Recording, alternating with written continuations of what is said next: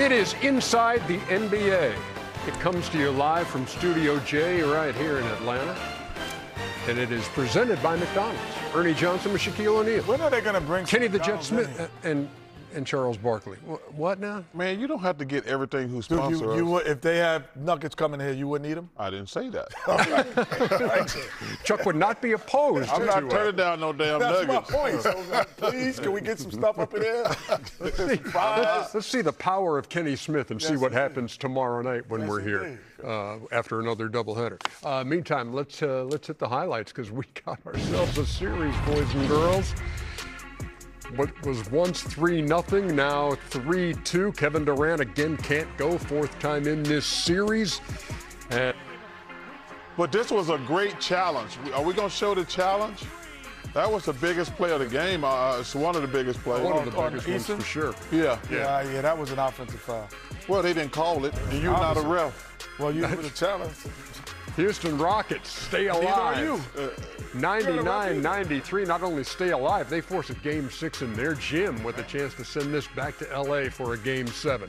Let's welcome to the proceedings Reed Shepherd. Reed, thank you very much for spending a little time with us. Ernie Johnson, Kenny, Charles, and Shaq. I know you don't have a monitor, you can't see these, but take me through the two huge plays. Once they had closed the gap to 3, you hit a bucket, and then you get the steal on LeBron. Tell me about that sequence. Yeah, sorry about my voice. I'm a little sick right now, but I'm super proud of us. After what happened in Game 3, and for them to make their run late, and then all of us to stay in the fight, and then my number was called to go get a bucket, so I was able to do that, and to get that steal, and to gamble a little bit and get a steal. So it was good to get that one back for sure. Just a quick follow-up on that before I turn it to Shaq. You had to sit there. You and your teammates sat there after Game 3. And Ime made you guys watch those last 30 seconds, which included a play you'd like to have back. How satisfying was it to turn the tables on LeBron tonight? It was great. You never want to lose a game that you're up, and you definitely never want to lose it like that. So being able to kind of control that ending of the game a little better and get the win was huge. Reed, great job tonight. With Katie not playing, you guys have a meeting, and say to yourselves, okay, everybody gets to eat. We're going to just swing the ball. Everybody get to take shots. Yeah, for sure. Obviously Kevin's a great player, and we know how many points are out on the court when he plays. So we just got to space the floor and get open shots and not make them and do what we do. I looked at you guys. I talked about your stats at halftime. It was the offensive FJs were very well dispersed. Everybody, and I thought that led to y'all defensive intensity, because a lot of times when guys, when they scored and getting shots, they play with better defense. Did you agree with that?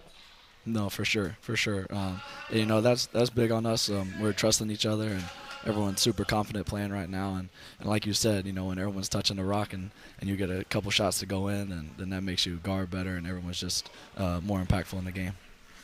Reed, when you're playing at the highest level, I think all three of us could say we've had games where we wanted to take something back. And obviously after Game 3, when LeBron makes that tip behind you, what's your bounce-back way? Some people hear everything, they got to watch it. Some people get in the gym. What did you do to come back and have these bounce-back performances? Yeah, I definitely watched it. I watched it after the game with the team, and then I watched it the next morning as well. But as soon as I got done watching that, I got some shots and treatment, and then just kind of flushed it and got ready for Game 4. Quick turnaround. So just shifted my mindset to go out there and win and compete. A confident Houston Rocket team now. Reed Shepherd, thank you very much for spending some time with us. Good luck in Game 6, maybe heading back to L.A. Thanks, man. Thank you, guys. Appreciate you. Appreciate you. I never watch my mistakes. You never watch them? You don't have that much time. No, I never watch them. You be watching TV 24 hours. You be watching TV all day long. You did leave yourself open to that.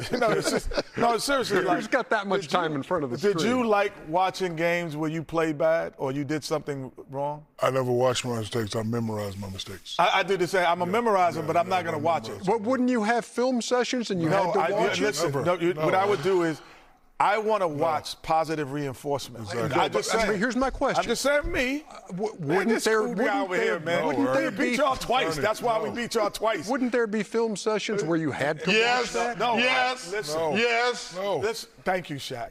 No. Shaq, what would you do when they would? I probably did the same. When they would put that point on, what would you do? What do you mean? Like if they were like, "Oh, we're gonna watch this," you'd be like, "I'm not." You would I'm not fake watching like that. you're paying attention and not look. Because one, I know it was my fault. 100%. And I know what I got to do to this game. And guess what? Great players don't like to have 2 bad games in a row. There you go. I just couldn't watch. It's fine to It's watch different the ways. mistakes. No, it's not. The way Amy took them right after the game said, guys, and that kind of gave them confidence probably going, because realistically, they've outplayed them guys 3 straight games. So I understand why he showed it after game 3. He says, guys, even though they beat us in the first 2 games, we had a 6-point lead with 27 seconds left. And the ball. Yeah. And now you see the last 2 games, got Jabari. I don't know if he should be coming and saying they got the best team and you're down 3-1. But if they don't make mistakes, they're going to get good shots. The Lakers are not full strength. LeBron is wearing down. Let me tell you that. LeBron's wearing down. I saw all these idiots and fools on television. LeBron's playing great for a 41-year-old in game 1 and game 2. And he played great in game 1 too. But when you get older, the longer a series goes, his efficiency is coming down. And what it's doing is it's affecting Kennard and Smart, because they're not getting wide open shots anymore. Look at their numbers are coming down too. Right. They didn't have the 24 turnovers they had in game 4, but they turned it over 15 times for 18 Houston points. And this one here is J.J. Redick. Yeah, again, another period in the second quarter where we just turned the ball over. Certainly had some long stretches where we didn't have successive turnovers, but that was part of it. Little bit of game plan and KYP mistakes defensively for us in that second quarter. You got to give them a lot of credit. They made shots tonight, including some guys who, normally don't make threes. I think our defense, you hope 99 is enough to win, and we just couldn't make shots. Missed some layups. Certainly had some good looks from 3 that didn't go down. But we'll take a look at the whole process and take a look at the substitution patterns and figure out where we can be better in Game 6. I don't know if you're hitting panic button, but how close are you doing that if you're the Lakers now after losing the last 2? I mean, it's simple. You have to come out and play with the killer instinct. You have to have that intensity. Where was that tonight? I have no idea. I hate watching the Lakers play sometimes because towards the end they try to play the hero ball. Okay, we're going to start playing hard now, and if we hit this 3 at the top of the game, that's not going to work. LeBron knows that and understands that. These young guys need to understand that. The crowd was flat. They played flat. They played with no intensity. They didn't have focus, and I'm glad the Rockets beat them. We know what needs to be done to win the championship. LeBron knows that. I'm surprised that they didn't come out with that effort and intensity, and I'm super disappointed in the Lakers tonight. Well, I think the one thing that you have, what's that? The panic button. No, you can't hit that. No, the panic button, because they're not going to win. To win. No, they're not going to win. They're going to have to win Game 7. Why would you be nervous today? I didn't say what I said. Why would I nervous. press a panic button if I'm the Lakers? Because the Lakers know they're not going to win Game 6. Why did we know that? Oh, Why would we know that if you're the Lakers? Because the Rockets got all the momentum. They got all the momentum.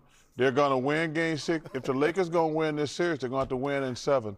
And if I'm the Rockets, I'm just going to turn it up a whole nother level.